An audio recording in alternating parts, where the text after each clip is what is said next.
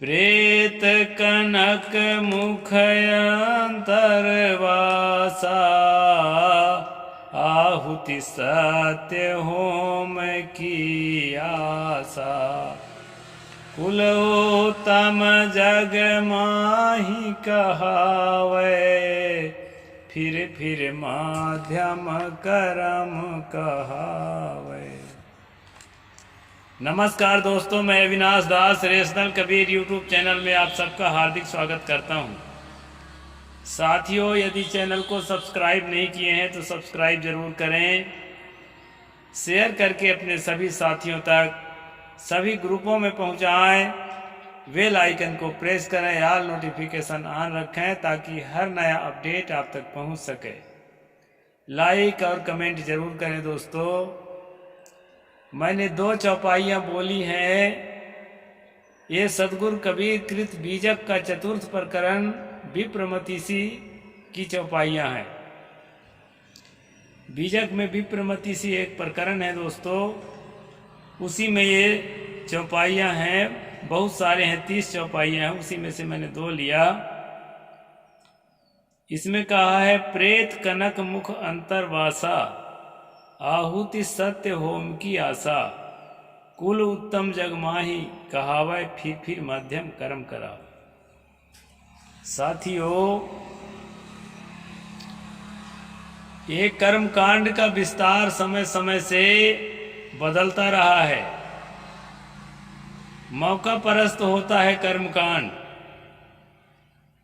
सतगुरु कबीर साहब के जमाने में ये बताया जाता था कि मृतक जो घर में आपके मर गया है, वो मरने के बाद प्रेत हो जाता है। और जो है वो आकर के जिस परिवार में वह था, जिस परिवार का वह मेंबर था, उस परिवार में प्रेत बन करके सताने लगता है। परिवार के लोगों के खून पीने लगता है, बीमार करने लगता है और अपने साथी बनाने के लिए मार भी डालता है। प्रेत तो प्रेत है, भूत प्रेत का क्या कर लोगे। इस प्रकार का डर जो है दोस्तों, मृतक के घर में डर बना करके रखा जाता था ब्राह्मणों के द्वारा, पुरोहितों के द्वारा। तो उससे बचने के लिए क्या करना है महाराज? तो बताया गया कि अगर उससे बचना चाहते हैं आप, तो मृतक के अंत्येष्टि के पहले उसके मुख में सोना रख दें। कितने ग्राम सोना रखना है ये पुरोहित तय करेगा। पुरोहित इसलिए तय करेगा कि पुरोहित देखता है कि आपके पास क्षमता क्या है। अगर आप ज़्यादा सक्षम हैं तो आपको 1 किलो सोना भी रखाया जा सकता है, और अगर आप छोटे आदमी हैं तो 1 ग्राम सोना में भी आपका काम वो चलाएगा, लेकिन मुख में सोना रखेगा। ये दोस्तों 14वीं 15वीं शताब्दी में ये परंपरा रही है, और भारत के कुछ हिस्सों में बताया जाता है आज भी ऐसा है। प्रेत कनक मुख अंतरवासा, आहुति सत्य होम की आशा। और जो है होम है, जप है, उस पर जो है उसके बहुत बड़ा उम्मीद और आशा लगाकर बताते हैं कि हवन करा लोगे, जाप करा लोगे तो क्या होगा कि वह प्रेत जो है शांत हो जाएगा और तुम्हें सताएगा नहीं, और उसको मना करके हम स्वर्ग लोग भेज देंगे तो वह स्वर्ग में जाके मजा करेगा, फिर तुमको दुख देना भूल जाएगा। इसलिए जो है होम करा लो, अग्नि यज्ञ करा लो, हवन करा लो, और जो है पिंडदान करा लो। ऐसा जो है दोस्तों आज भी कई इलाकों में चल रहा है। तो मेरा जो वीडियो बनाने का उद्देश्य होता है, आपके अंदर बैठा गया डर है, उस डर को कैसे निकालूं। दोस्तों, डर एक ऐसी चीज है कि साइंस का स्टूडेंट होना तो सामान्य बात है, आप साइंटिस्ट भी हो जाएंगे ना। अगर आपके अंदर भय बना हुआ है तो जिस सब्जेक्ट के आप साइंटिस्ट हैं, जिस पर शोध कर रहे हैं, उस पर आपको नोबेल भी मिल सकता है, लेकिन आपके दिमाग से देवी देवता, खुदा फरिश्ता, ईश्वर गॉड, ये आपके दिमाग से ये जो कचरे हैं ये बाहर नहीं निकल सकते। आप चाहे रेशनल होने का, एथिस्ट होने का जितना भी ढोंग कर लें, लेकिन आपके अंदर से ये भ्रम भूत नहीं भागता है। क्यों? क्योंकि आपके अंदर डर है। निश्चय ही नहीं हो रहा है कि ऐसा कुछ होता भी होगा कि नहीं होता होगा। इसलिए कई वैज्ञानिकों को भी देखा गया है कि वैज्ञानिक होने के बाद वे कर्म कांड में उलझे रहे और धर्म की जो है दुहाई देते रहे। इसलिए दोस्तों, रेशनल होने के लिए, निडर होने के लिए, एथिस्ट होने के लिए आपको पुरजोर परिश्रम करना पड़ेगा।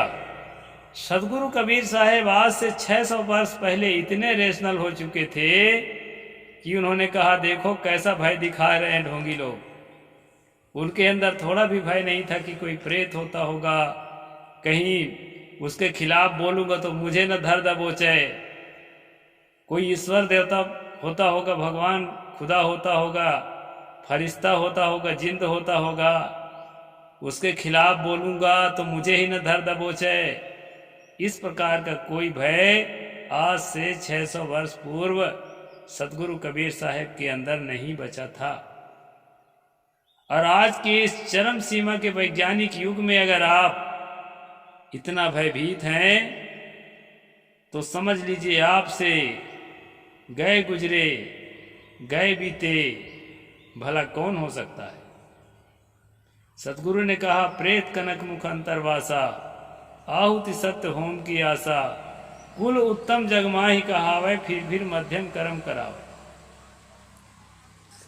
संसार में अपने आप को उत्तम कुल का बताता है और ये भी कहते हैं कि जगत गुरु है, केवल भारत का नहीं, पूरे जगत मतलब पूरे पृथ्वी का गुरु है वो जन्म से ही। और आपको शिक्षा देने के लिए, गुरु का काम है शिक्षा देना, शिक्षा देने के लिए, संस्कार देने के लिए, आपको कुमार्ग से सुमार्ग में लगाने के लिए ही पैदा हुआ है। जन्मजात ज्ञानी गुणी है, संस्कारी है, बिना संस्कार के ऐसा थोड़े होता है। एक गंगाधर नाम का वैद्य था, जब वैद्य सम्मेलन में हम उससे मिले, ये कई साल पहले की बात है, तो था तो साइंस का पढ़ा हुआ आदमी, बिना साइंस का पढ़ा हुआ, शरीर विज्ञान का बिना पढ़ा हुआ वैद्य कैसे हो सकता है। लेकिन उसका डर था और धर्म के प्रति आस्था थी, तो उसने कहा दोस्तों कि जन्म जन्म का संस्कार होता है तब ब्राह्मण घर में आदमी पैदा होता है, ऐसा उसने कहा। मुझे बड़ा अटपट लगा कि पढ़ा लिखा आदमी, उससे क्या अटपट लगना, यहाँ तो पीएचडी होल्डर लोग भी जो है ना अपने आप को इस भ्रम से नहीं निकाल पाते हैं। ये भयंकर भ्रम है दोस्तों। और लोगों को ये विश्वास होता है कि वेद शास्त्रों में जो लिखा हुआ होता है ना उसके खिलाफ कभी नहीं सोचना चाहिए। वेद शास्त्रों में सब कुछ सही लिखा रहता है, ऐसा जो है बताया जाता है दोस्तों। लेकिन मैं आपको इसीलिए बार बार आंखें खोलता हूँ कि वेद शास्त्रों में सब कुछ सही नहीं लिखा रहता है। वेद शास्त्रों में दो तरह की बात लिखी हुई मिलेगी आपको। आप कंट्रोवर्सी में पड़ जाएंगे कि कौन सी बात सही है, किसको माने किसको न माने। इस तरह से दो तरह की बात मिल जाती है। इस तरह की बातें मैं अभी आपके सामने रखने जा रहा हूं, उसको ध्यान से आप समझना। ब्राह्मण का लक्षण अनेक ग्रंथों में अनेक तरह का बताया है। कुल उत्तम जगमाही कहावे, सतगुरु ने कहा, इसलिए उनको उत्तम कुल संसार में बोले लोगों ने, हम नहीं भाई। जो लोग इस धारा में अपने आप को कहना चाहिए कि डुबो कर रखे हैं, उन लोगों की भाषा में ब्राह्मण जो है उत्तम कुल होता है। उसको जन्मजात लक्षण भी बताया गया है। गीता में कहा है, शमो दमस्तपः शौचम क्षान्तिराजारोमेव च ज्ञानम विज्ञानमास्तिक्यम ब्रह्म कर्म स्वभावजम। श्रम दम तप शौच क्षमा सरलता ज्ञान विज्ञान और आस्तिक भाव ये ब्राह्मणों के स्वाभाविक कर्म है। ये 18वां अध्याय में है दोस्तों, 42 नंबर श्लोक में। और महाभारत के वन पर्व में 206 नंबर अध्याय के 34वां श्लोक में ये कहा है, जितेंद्रिय धर्मपरः स्वाध्याय निरतः शुचिः काम क्रोधो वशो यस्य तम देवा ब्राह्मणम विदुः। इसमें कहा है अपने इंद्रियों को जीता हुआ, यानी जो हमारा आंख कान नाक जीभ और त्वचा जो संसार की ओर आकर्षित होते हैं हमारी इंद्रियां, उसको जीता हुआ व्यक्ति, इंद्रियों को जीता हुआ और धर्म पर परोपकार पर मानवता पर तत्पर रहने वाला और जो है अपने स्वाध्याय करने वाला। स्वाध्याय का मतलब किताब पढ़ना भी होता है और स्वाध्याय का मतलब होता है अपने अंदर की कमियों को उसका हिसाब किताब करते रहना कि मेरे अंदर क्या क्या कमी है, उसको कैसे ठीक करूं और अच्छा से अच्छा कैसे बनूं। तो इस प्रकार से स्वाध्याय में लगा रहता है और सूची रहता है। सूची का मतलब होता है दोस्तों पवित्र, हर समय पवित्र रहता है, मन से वचन से कर्म से पूरी तरह पवित्र रहता है और अपना जीवन यापन भी पवित्रता के साथ करता है। अगली बात बताया है, काम और क्रोध जिसके बस में हो, यानी काम वासना में वो नहीं तड़पता। यहाँ तो देखा जा रहा है, अपने को ब्राह्मण भी लिख रहे हैं और जो है बलात्कार भी कर रहे हैं, सामूहिक बलात्कार भी कर रहे हैं और जो ब्राह्मण भगत हैं उनकी आरती भी उतार रहे हैं। तो इसमें कहा है काम को अपने बस में रखने वाला हो, क्रोध को अपने बस में रखने वाला हो। यहाँ तो सबसे ज्यादा क्रोधी परशुराम, उसकी पूजा करने वाले ब्राह्मण कहलाते हैं, जबकि यहाँ महाभारत कहता है कि जो क्रोध को अपने बस में रखे, यानी क्रोधित ना हो, सौम्य शांत रहे, ऐसा आदमी जो है देवताओं के नजर में ब्राह्मण है। यह बात इसमें कहा है दोस्तों।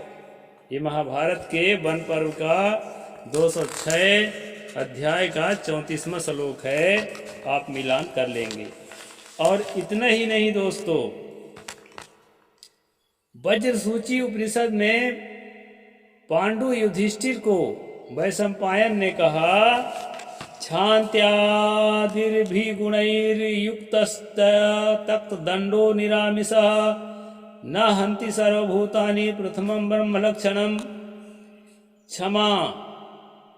क्षमा कर देना, अगर कोई गलती किया है उसको जो है माफ कर देना। क्षमा, शांति, एकदम शांत रहना, उतावलापन में नहीं रहना, आदि गुणों से युक्त होना, शस्त्र का त्याग कर देना। यहाँ तो ब्राह्मण जो अपने को कहता है वो शस्त्रधारी का पूजा करता है, जबकि यहाँ ब्राह्मण का लक्षण बताया है शस्त्र यानी असलहा का, हथियार का त्याग कर देना और मांस भक्षण न करना। किसी भी प्रकार के मांस भक्षण नहीं करना चाहिए ब्राह्मण को, ऐसा वज्र सूची उपनिषद में कहा है। किसी जीव की हत्या न करना, कीड़ा मकोड़ा से लेकर के किसी भी प्राणी की हत्या न करना ब्राह्मण का पहला लक्षण है, ऐसा यहाँ पर कहा है दोस्तों वज्र सूची उपनिषद के ये 34 नंबर में। और मैं आपको बताना चाहता हूँ, मैं शुरू में कहा था कि शास्त्रों में कंट्रोवर्सी है और मैं कई दिन बताते रहता हूँ कि शास्त्रों में कंट्रोवर्सी है और अनिश्चित वाणियाँ हैं, विपरीत वाणियाँ हैं। आप कैसे तय करेंगे कि यह शास्त्र की वाणी है, इसके अनुसार हमें जीना है। अब मैं आपको ले चलता हूँ दोस्तों इसके ठीक विपरीत वाणी में। प्रोक्षितम भक्षेन मांसम ब्राह्मणानां च काम्यया यथा विधि नियुक्तस्तु प्राणानामेव चातये। ये जो है मनुस्मृति का 5वां अध्याय और 27वां श्लोक है दोस्तों। इसमें क्या कहा गया है, मंत्रों में से पवित्र किया हुआ मांस खाना चाहिए। ब्राह्मण को मंत्रों में पवित्र करके, यानी मंत्र पढ़ करके उसमें कुछ पानी वानी छिड़क के और जो उसको नियम बताया गया है शास्त्रों में उसके अनुसार मांस खाना चाहिए।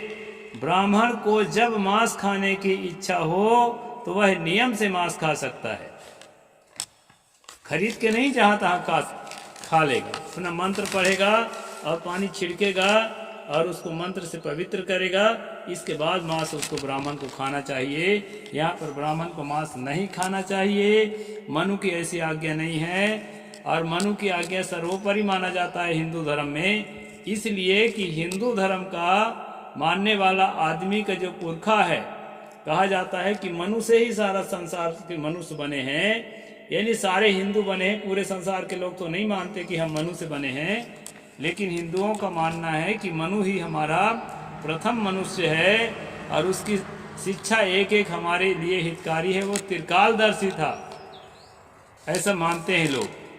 तो उनका शिक्षा तो ये कहता है दोस्तों कि मंत्र से पवित्र करके मांस को खाना चाहिए। ये 5वां अध्याय के 27वां श्लोक में मनु ने स्वयं अपना इस बात को बताया है। और कब खाना चाहिए बता रहे हैं, वह नियम से मांस खा सकता है, रुग्ण अवस्था में अन्य आहार से प्राणात्य होने के भय से खा सकता है।